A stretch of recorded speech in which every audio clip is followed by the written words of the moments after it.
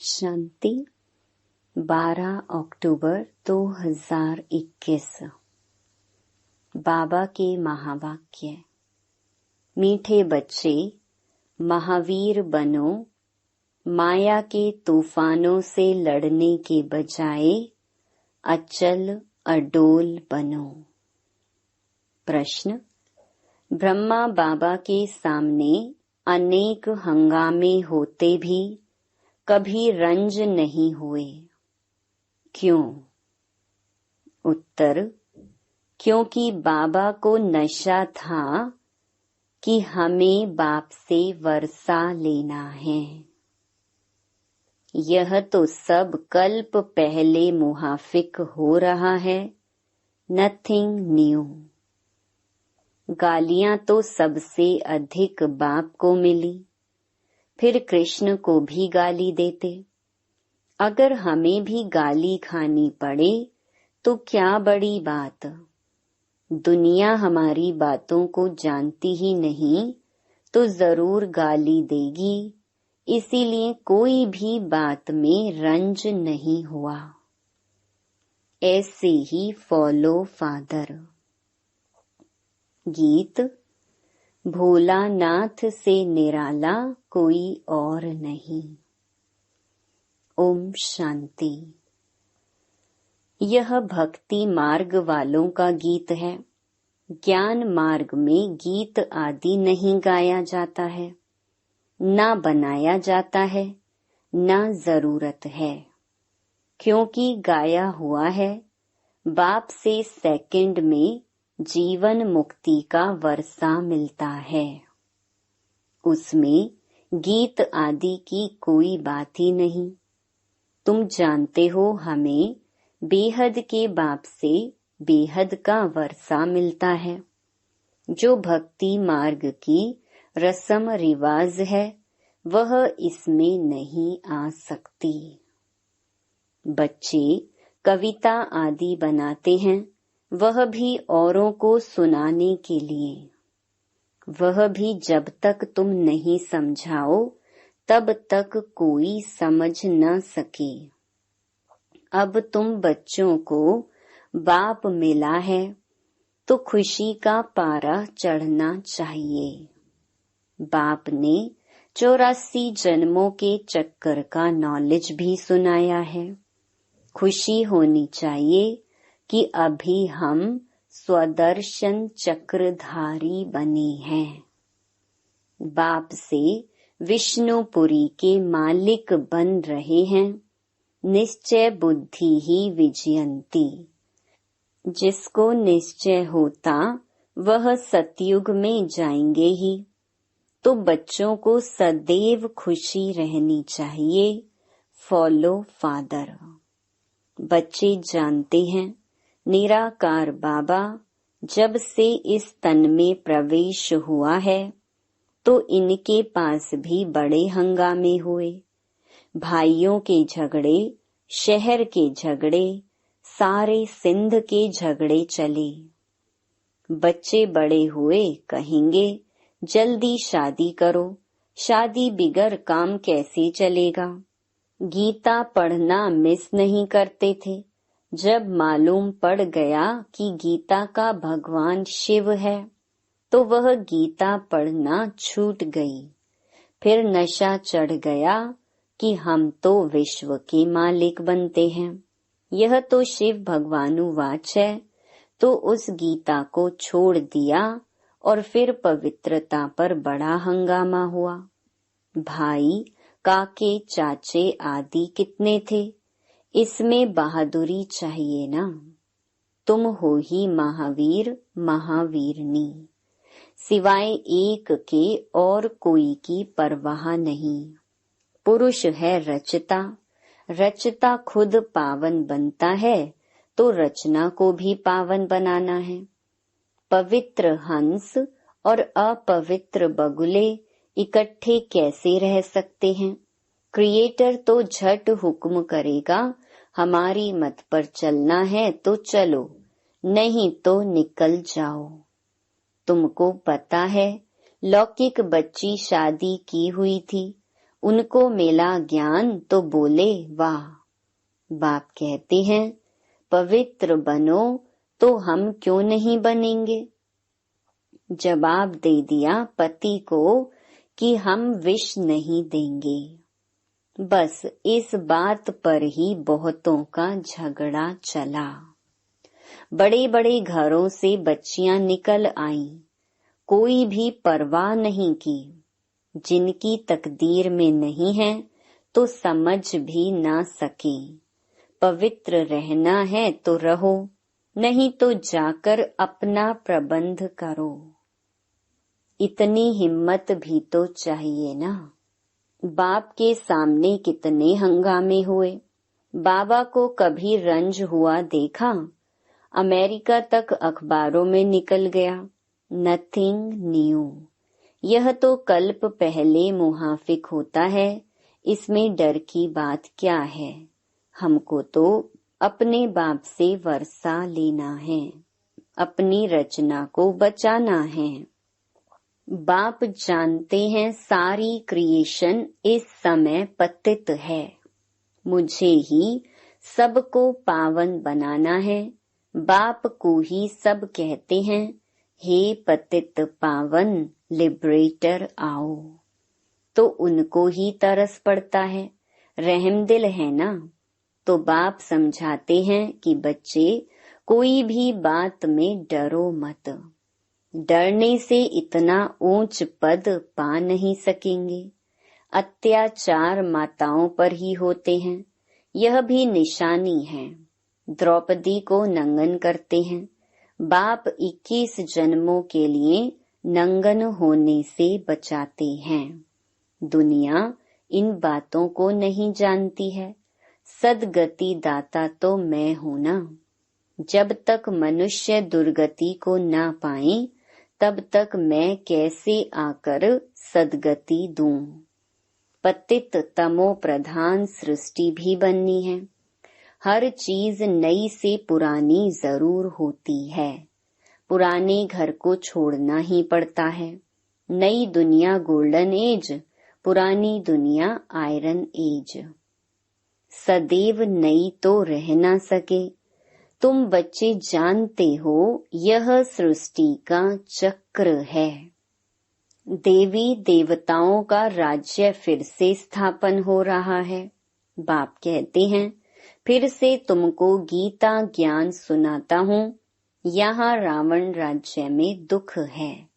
राम राज्य किसको कहा जाता है यह भी किसको पता नहीं और समझते भी नहीं हैं। बाप कहते हैं मैं स्वर्ग अथवा राम राज्य की स्थापना करने आया हूँ। तुम बच्चों ने अनेक बार राज्य लिया और फिर गंवाया है। यह सबकी बुद्धि में है। 21 जन्म सतयुग में रहते हैं, उसको कहा जाता है 21 पीढ़ी। अर्थात जब बूढ़े होते हैं तब शरीर छोड़ते हैं। अकाले मृत्यु कभी होती नहीं। अब तुम जैसे त्रिकालदर्शी बन गए हो। अभी तुम जानते हो हम जन्म जन्मांतर भक्ति करते हैं। रावण राज्य में भी भबका देखो कितना है। यह है पिछाड़ी का भबका। राम राज्य सतयुग में होगा। वहाँ यह विमान आदि सब थे, फिर यह सब गुम हो गए, फिर इस समय यह सब निकले हैं। अभी यह सब सीख रहे हैं। जो सीखने वाले हैं वह संस्कार ले जाएंगे, फिर आकर वहाँ विमान बनाएंगे।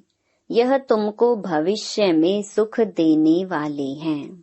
यह विमान आदि भारतवासी भी बना सकते हैं, कोई नई बात नहीं।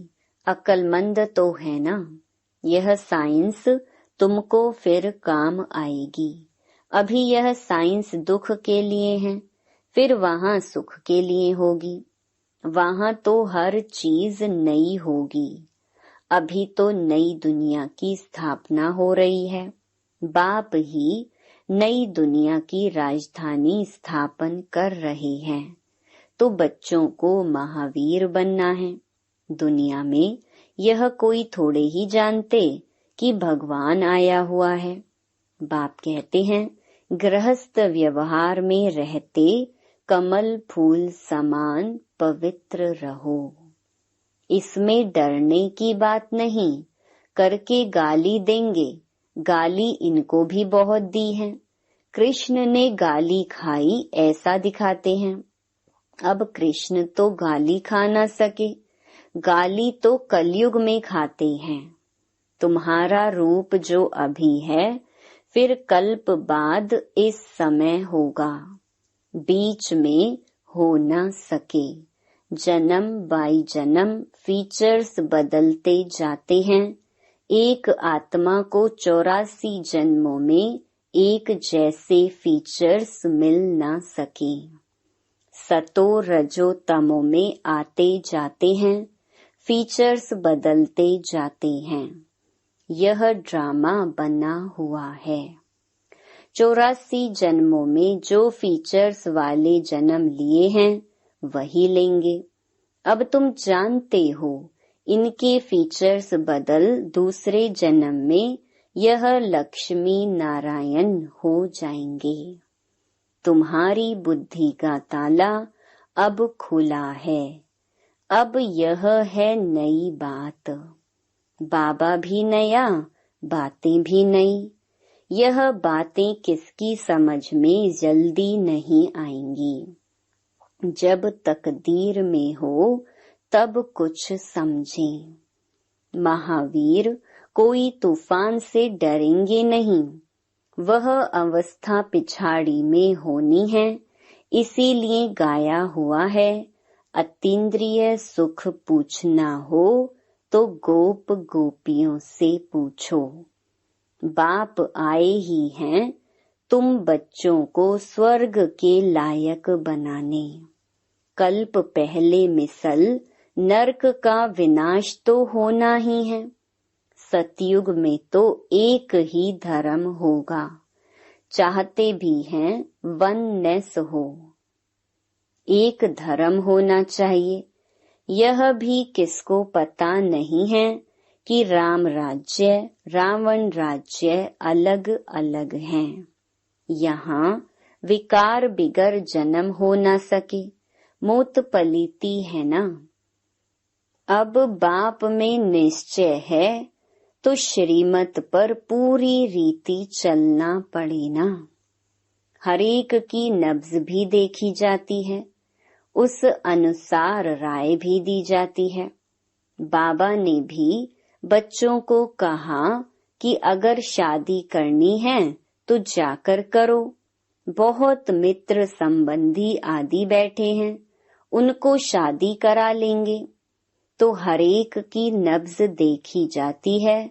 पूछते हैं बाबा इस हालत में हैं, हम पवित्र रहने चाहते हैं। हमारे संबंधी हमको घर से निकालने चाहते हैं। अब क्या करना है? यह पूछते हो। पवित्र रहना है।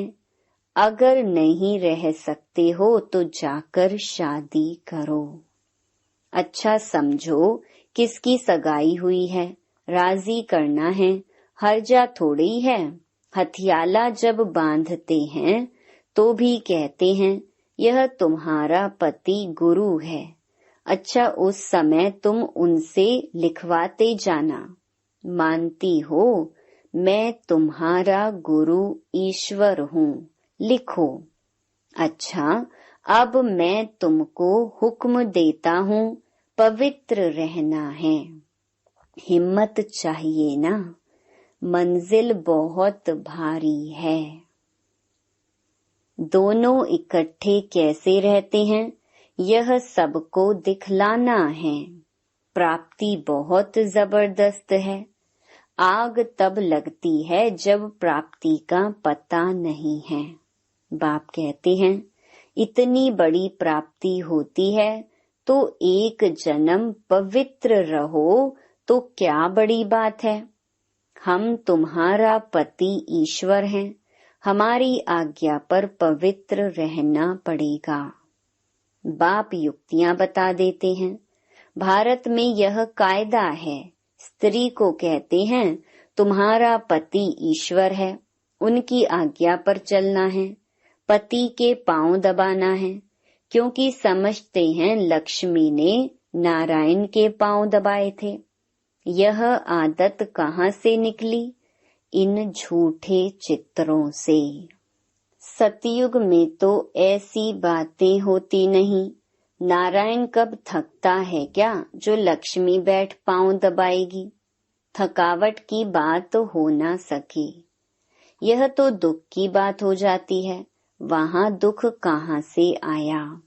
तो कितनी झूठी बातें लिख दी हैं।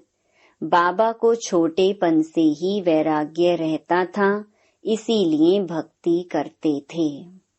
बाबा बच्चों को युक्ति बहुत अच्छी बताते हैं। कोई बच्चे को संबंधी तंग करते हैं, अच्छा शादी कर लो, स्त्री तुम्हारी हो गई, फिर कोई कुछ कर ना सके। आपस में मिल पवित्र रहो, कंपेनियन हो गए। विलायत में बूढ़े होते हैं तो संभाल के लिए कंपेनियन रख देते हैं, सिविल मैरिज करते हैं, विकार में नहीं जाएंगे। अब तुम जानते हो हम एक बाप के बच्चे हैं, आपस में भाई बहन हो गए, दादे से वर्षा लेते हैं, बाप को बुलाते भी पतित दुनिया में हैं। हे पतित पावन सब सीताओं के राम। मनुष्य राम राम जपते हैं तो सीता को थोड़ी याद करते हैं, उनसे बड़ी तो लक्ष्मी है, परंतु याद तो एक बाप को करते हैं।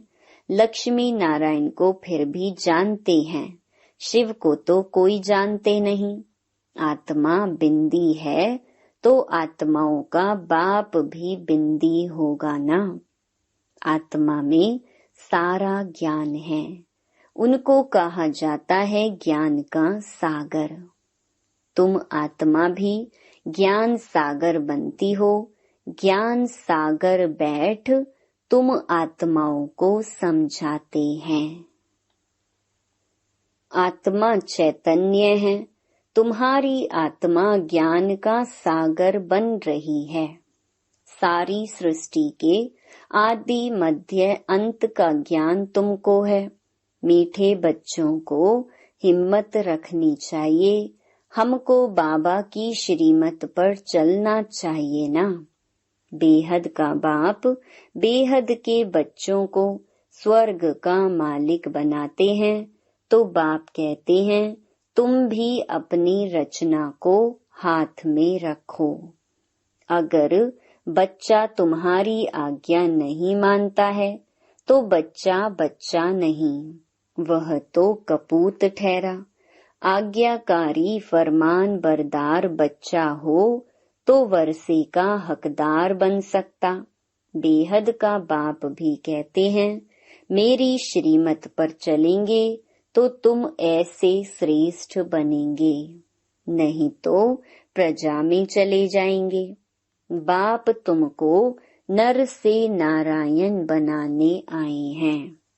यह है सच्ची सत्य नारायण की कथा। तुम राजाई प्राप्त करने आए हो, अब मम्मा बाबा राजा रानी बनते हैं, तो तुम भी हिम्मत करो।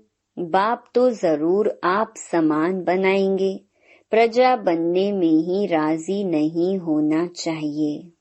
पुरुषार्थ करना है, हम बाप से पूरा वर्षा लेंगे, वारी जाएंगे।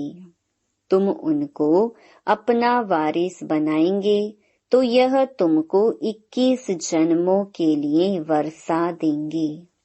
बाप बच्चों पर वारी जाते हैं, बच्चे कहते हैं बाबा यह तन मन धन सब आपका है। आप बाप भी हो तो बच्चे भी हो, त्वमेव माताश्च पिता त्वमेव। एक बाप की महिमा कितनी बड़ी है, दुनिया में इन बातों को कोई नहीं जानते। भारत की ही सारी बात है, तुम बच्चे जानते हो, यह वही 5000 वर्ष पहले वाली लड़ाई है। अब भी स्वर्ग की स्थापना हो रही है। तो बच्चों को सदैव बहुत खुशी में रहना चाहिए। भगवान ने तुमको एडॉप्ट किया है तो तुमको खुशी होनी चाहिए। फिर तुम बच्चों का बाप श्रृंगार कर रहे हैं, पढ़ाते भी हैं। बेहद का बाप ज्ञान का सागर है। हमको सारी सृष्टि के आदि मध्य अंत का राज समझाते हैं। जो बाप को ही नहीं जानते वह है नास्तिक। तुम बाप और रचना को जानते हो, तुम हो आस्तिक। लक्ष्मी नारायण आस्तिक हैं या नास्तिक, तुम क्या कहेंगे? तुम खुद कहते हो सतयुग में परमात्मा को कोई याद नहीं करते हैं। वहाँ है सुख, तो सुख में परमात्मा का सिमरन करते नहीं, क्योंकि परमात्मा को जानते नहीं। इस समय तुम आस्तिक बनकर वर्षा पा रही हो, फिर वहाँ याद ही नहीं करते हो। यहाँ याद करते हैं परंतु उनको जानते नहीं हैं, इसीलिए नास्तिक कहा जाता है। वहाँ जानते भी नहीं तो याद भी नहीं करते। उन्हों को यह भी पता नहीं होगा कि यह वर्षा हमको शिव बाबा से मिला है, लेकिन उनको नास्तिक नहीं कहेंगे क्योंकि पावन है। अच्छा, मीठे मीठे सिकीलधे बच्चों प्रति माता पिता बाप दादा का याद प्यार और गुड मॉर्निंग। रूहानी बाप की रूहानी बच्चों को नमस्ते। धारणा के लिए मुख्य सार। पहला, श्रीमत पर चलने की पूरी पूरी हिम्मत रखनी है। किसी भी बात में डरना व रंज नाराज नहीं होना है। दूसरा, अपनी रचना अपने हाथ में रखनी है, उन्हें विकारों से बचाना है, पावन बनने की राय देनी है। वरदान, शरीर को ईश्वरीय सेवा के लिए अमानत समझकर कार्य में लगाने वाले नष्टो मोहा भव। जैसे कोई की अमानत होती है तो अमानत में अपनापन नहीं होता, ममता भी नहीं होती है, तो यह शरीर भी ईश्वरीय सेवा के लिए एक अमानत है। यह अमानत रूहानी बाप ने दी है तो जरूर रूहानी बाप की याद रहेगी। अमानत समझने से रूहानियत आएगी, अपनेपन की ममता नहीं रहेगी। यही सहज उपाय है निरंतर योगी नष्टो मोहा बनने का। तो अब रूहानियत की स्थिति को प्रत्यक्ष करो। स्लोगन, वानप्रस्थ स्थिति में जाना है तो दृष्टि वृत्ति में भी पवित्रता को अंडरलाइन करो। Om Shanti. To watch Peace of Mind channel videos on YouTube, subscribe us on youtube.com/tvpeaceofmind. Just a click for a peaceful life.